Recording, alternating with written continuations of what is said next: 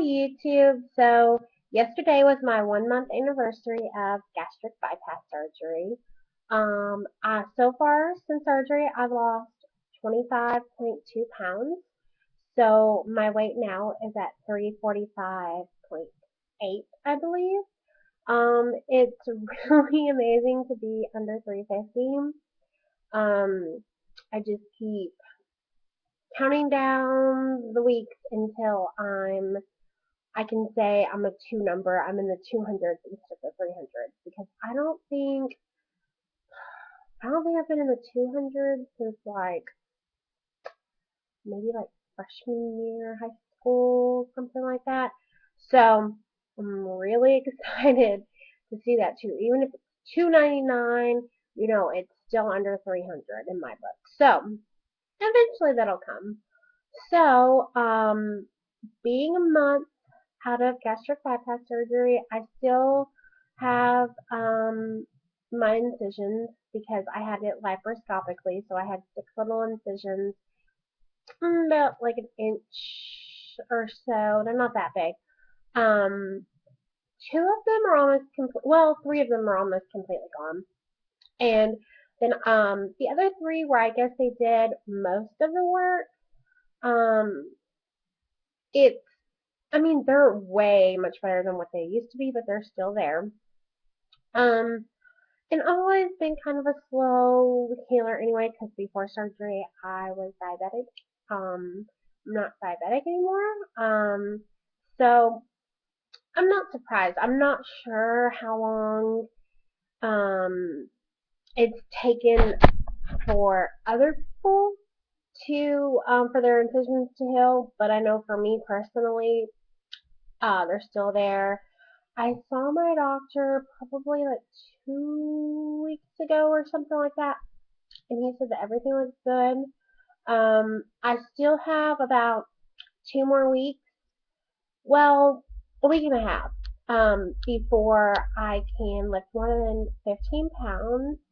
Um, Also, there's about another month before I can do any extra exercise besides like walking because they don't want you to get a hernia or anything like that. And I mean, being cut inside and everything, you really have to give your body some time to heal. And, amazingly, it takes a while for that stuff to heal, longer than you would think it takes to heal. Because gastric bypass surgery is a very big surgery. It's not something to take lightly at all. Um, let's see what else. Um, Still don't really have any hunger signs.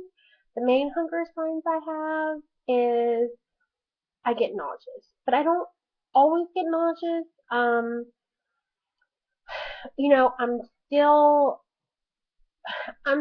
not that far out, just a month, so it's like I still have a lot of that head hunger. So I'm like, oh, it's 12 o'clock, it's lunchtime. It's out of habit. Oh, it's time to eat, kind of thing. But there's no, but I really think not having the hunger really helps because there's nothing, I guess I would say, to worry about in that sense. So you just have to kind of fight your head hunger and really follow what your surgeon tells you. And let me tell you, on Thanksgiving, it was hard to do. Um, I did make some cinnamon apples, but they were low calorie, low fat. So if you're interested in that recipe, send me an email and I'd be happy to either do like a video recipe or show you in a video how I prepare it. It's really easy. It's not really baked apples. It's kind of, I guess, stewed apples on the stovetop. But you can also do the exact same recipe and do it in a baked apple form and like a whole form. So, but I had a little bit of that, and it didn't bother me or anything. I also had like a little, we call it ambrosia salad, which is like tulip and um, different fruits. Granted, I only have like not that much of each one. Um, but it was good, and they had pecan pie there, and I really wanted that, but I know how much sugar is in that. You don't want to touch that. So I felt satisfied at Thanksgiving, and it was just amazing, like looking at other people's plates and what was on my plate, and just thinking like how far a month has just taken me from like portion control.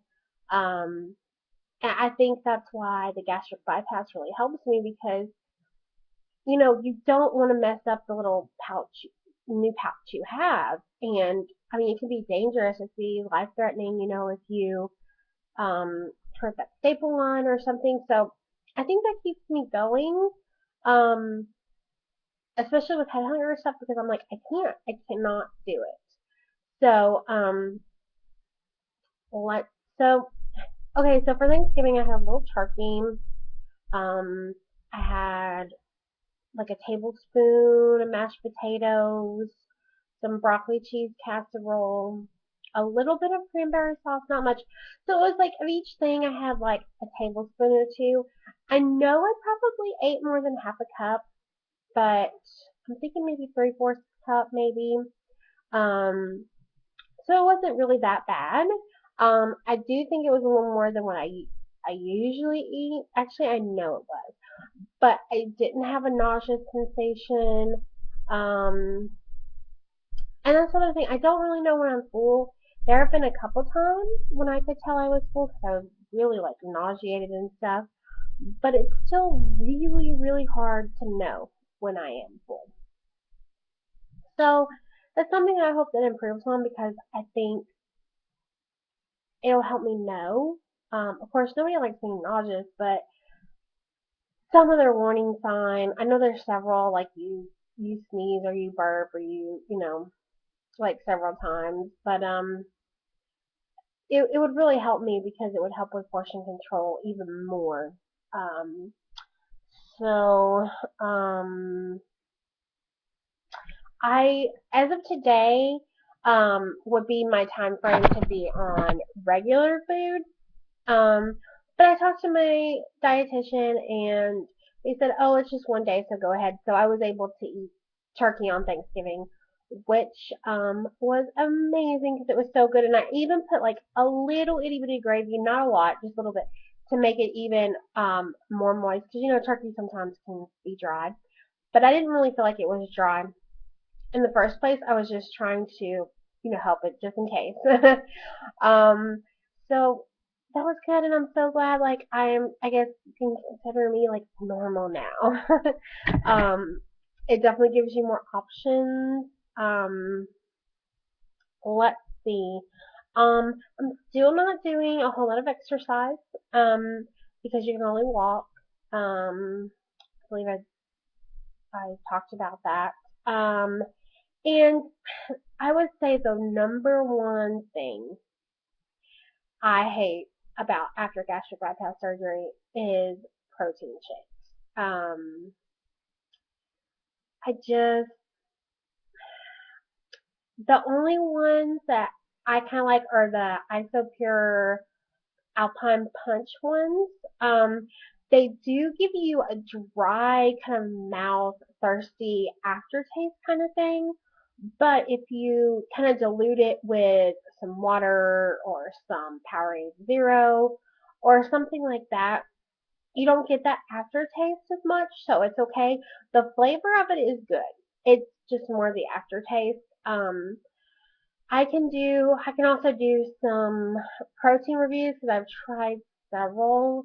Um, they don't make me nauseous or sick or have diarrhea or anything like that, but I just hate drinking them. I mean, I know a protein shake is not going to be a milkshake, but I don't know. I just wish they tasted different. And I have some more. I got some J Rob different ones, so I'm gonna try those. I got kind of like a tropical creamsicle flavor. So I'm hoping I've heard good stuff about it. So I'm crossing my fingers that it kind of can taste like those orange pop kind of orange sherbet flavors. Um, And I got some chocolate. So I'm hoping those will taste a little better.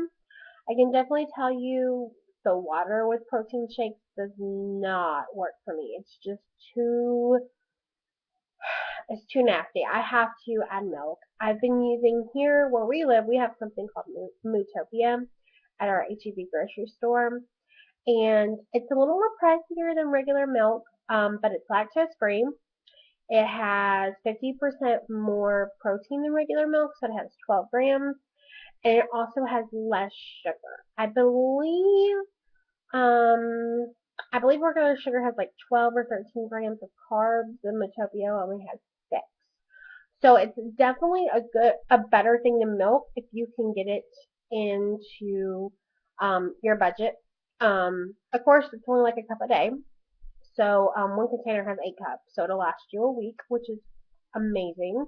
Um, but anything that has like less sugars and stuff is going to be better for you in case you have dumping syndrome.